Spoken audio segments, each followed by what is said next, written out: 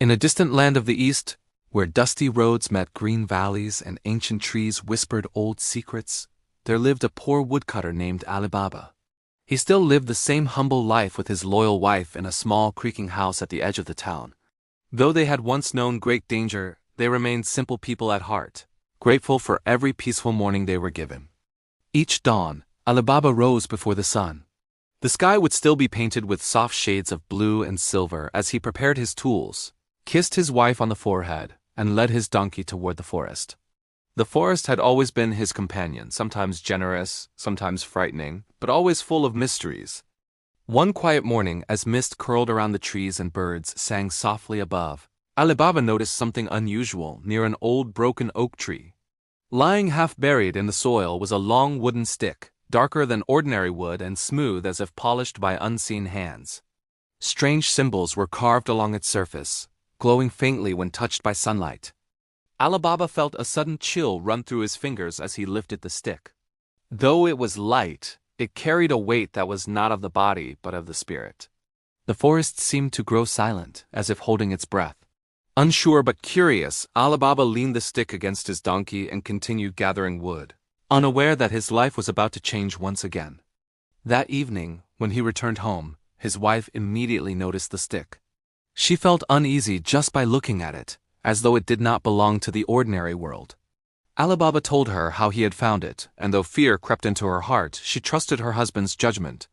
They placed the stick near the hearth, and as night fell, the carvings began to glow faintly like embers. Later that night, a deep rumble echoed through the forest. Trees shook, birds scattered, and animals fled toward the village. Hidden deep within the woods, something ancient stirred, a beast, long imprisoned by magic older than memory. The stick Alibaba had found was no ordinary object. It was the key and a chain, bound to the fate of the creature.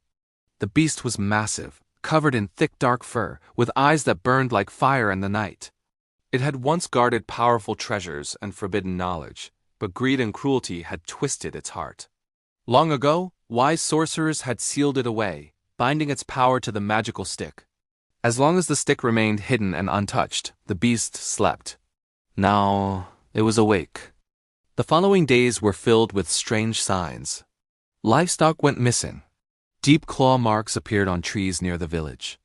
At night, villagers heard distant roars that made children cry and elders pray. Fear spread like wildfire.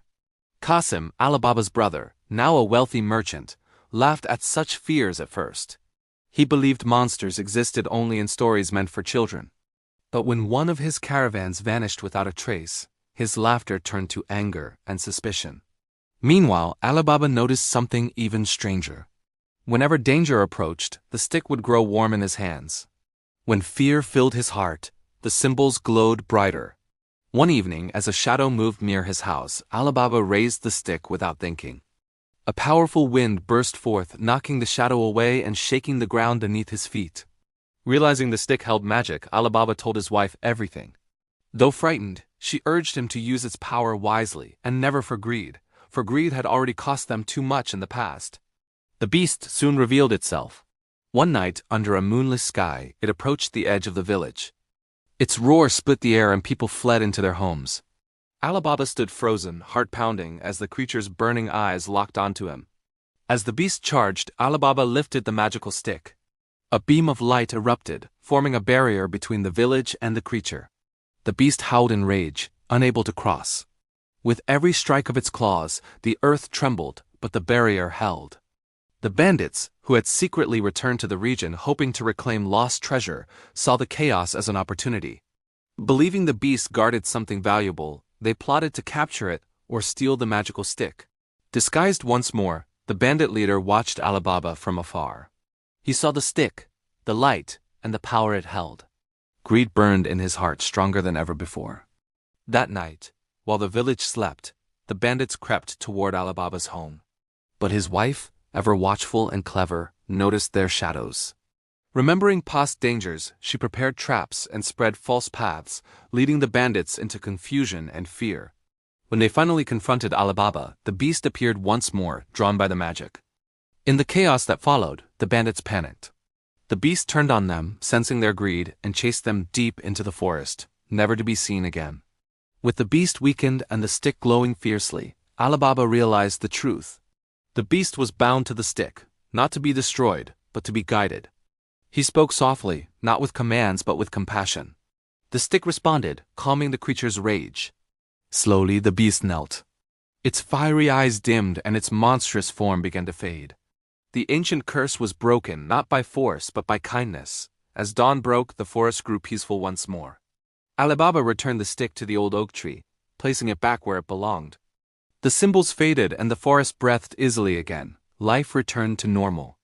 Alibaba and his wife continued to live simply, helping the poor, feeding animals, and sharing what they had.